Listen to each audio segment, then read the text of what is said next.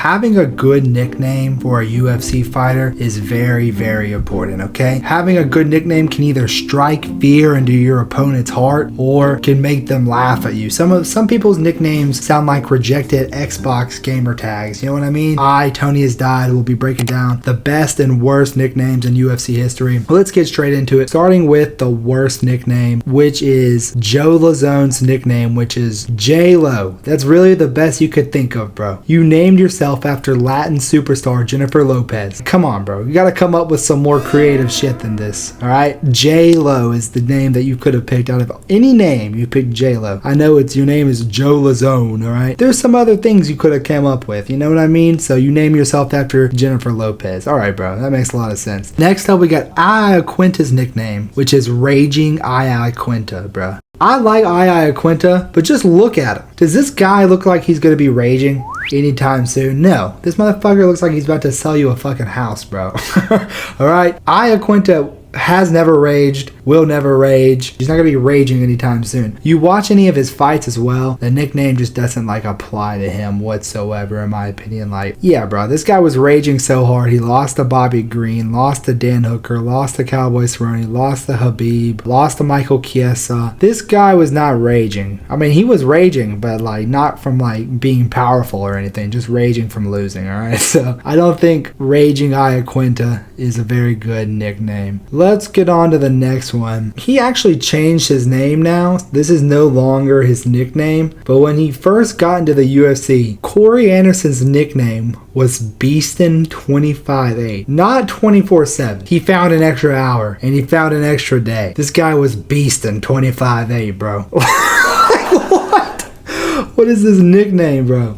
Like, bro is not David Goggins. You know what I mean? Like, I'm out here beasting all the time, bro. I'm beasting all over the place. This is gotta be this is one of the worst nicknames ever. Beasting'25-8. I'm very glad he changed his name to Overtime. So it's not as bad as some of the other ones because I think he kind of realized how corny it was and he changed it. So he changed his name. Next one on the list, Andre Touchy Feely. What else is there? What is there to really say, bro? Dana White finds out Andre Feely's nickname's gonna be like, what's the kid's nickname? Touchy? Yeah, we're cutting him from the sport. You know what I mean? Like, why has he got a Diddy ass nickname, bro? Who's he gonna be touching too? Like, why is your name Touchy? Like, I get it's a play on words, Touchy Feely, bro, but sometimes you don't gotta do a play on words if it's like, you know, if it's autistic, you know?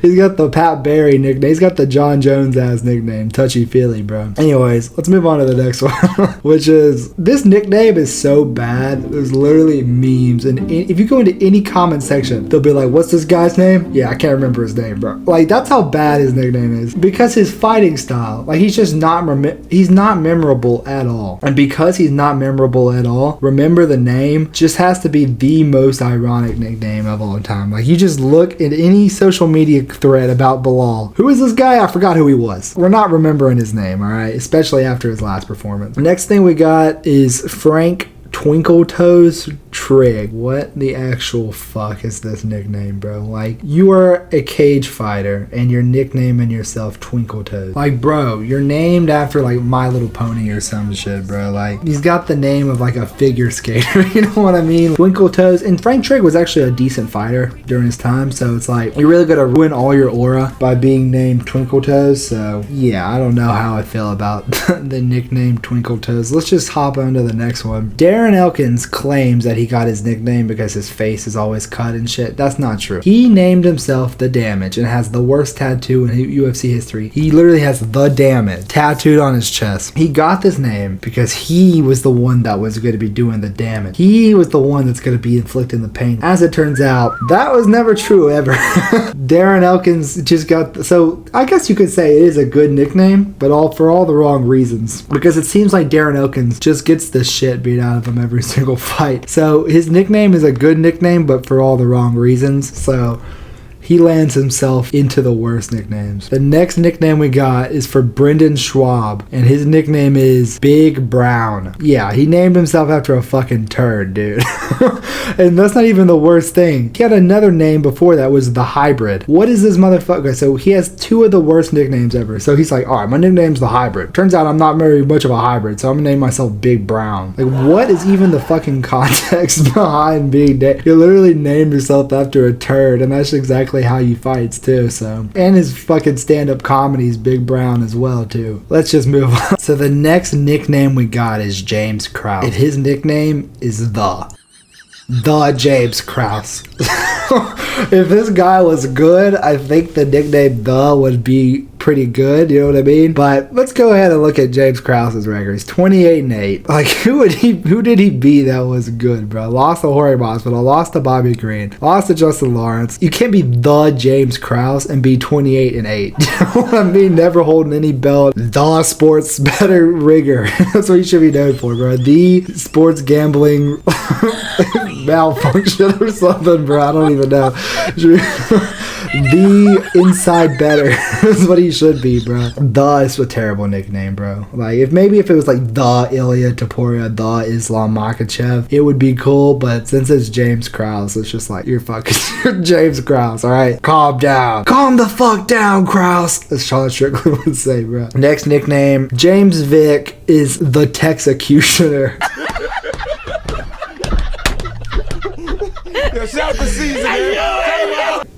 Honestly, bro, I was looking at like the worst nicknames. I put this one on there because I thought it was kind of corny. But now that I'm like thinking about it, I kind of like the nickname. You know what I mean? The Texecutioner. It's clever. All right, I don't know why I put this one on the list. Let's just move on. Anyways.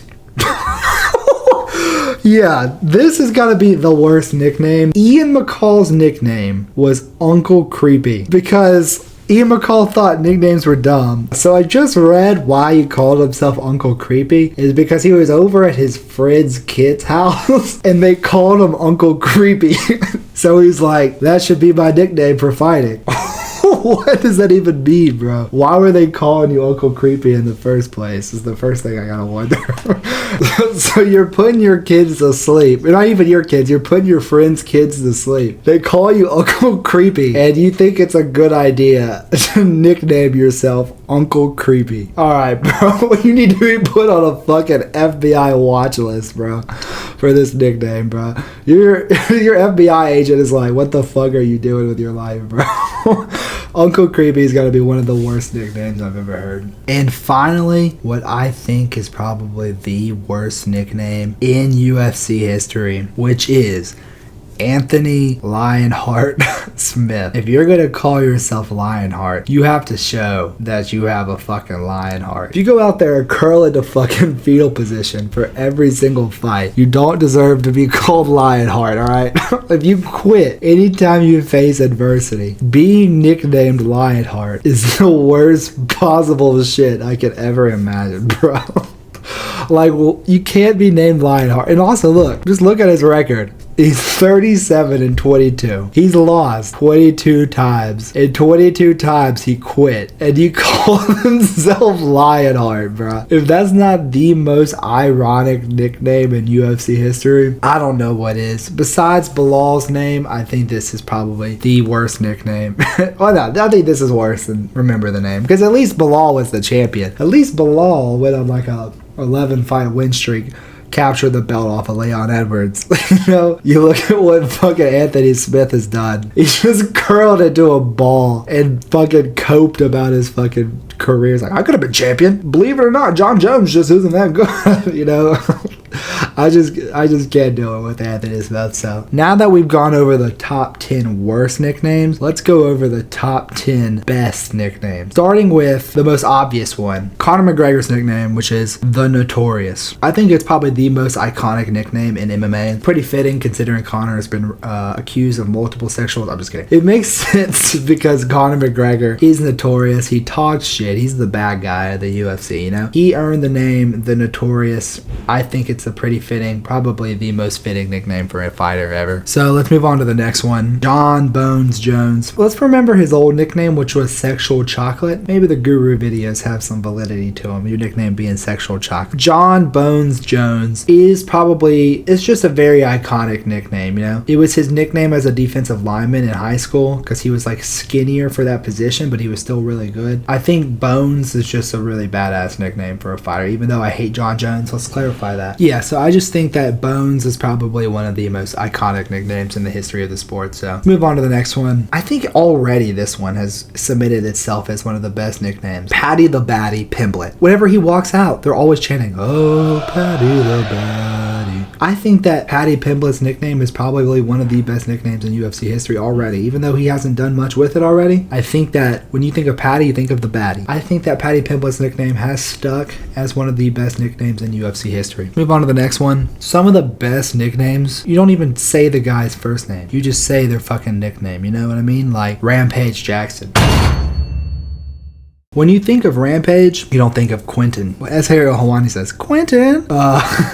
You don't think of Quentin Rampage Jackson. You just think of Rampage. We just call him Rampage. He's got the podcast. He's built a name off of the Rampage name. It fits with his fighting style too, because he was a brutal knockout artist. So I think Rampage is a very good nickname and very appropriate. Next one we got MVP or Michael Venom Page. I've never heard someone even call this guy anything other than his nickname. I've never heard someone say, "Oh yeah, man, you ready for that Michael Page fight?" Like, nobody says that. It's because his nickname is synonymous. His nickname is iconic. Michael Venom Page. It just sticks. It just hits. It's perfect. And it goes perfect with his nickname too. I mean, with his fighting style. You know, he's like a fucking snake. He's a fucking rangy motherfucker. He's, you know, Michael Venom Page is just a really, really good nickname in my opinion. Next one on the list, we got Paulo. I can't even pronounce it. I think it's like Borrachina, but it basically means the eraser. Some might find this a little kind of corny, kind of sounds like a comic book villain, but I think like the eraser and being Paulo Costa, like imagine Paulo Costa in his prime when he was undefeated before he fought Adesanya, when he was just putting everyone in a fucking coma every time he hit him, and his nickname was the eraser. I think that it's pretty fitting for his fighting style, and I think it's a pretty badass name, so I like Paulo Costa's nickname. Move on to the next one. We got Robert the Reaper Whitaker. I think that's just like when you say Robert the Reaper Whitaker, I think it just kind of hits. I like that nickname, Robert the Reaper Whitaker. The best nicknames fit with the name and they fit with the fighting style. When you think of Robert Whitaker, he's like taking your soul and shit, you know. Robert the Reaper. I think it just makes sense. I think it hits. Next one, we got Vanderlei Silva's nickname, which is the Axe Murderer. I kind of just had to throw this one on there because I looked at like a bunch of other people's top lists,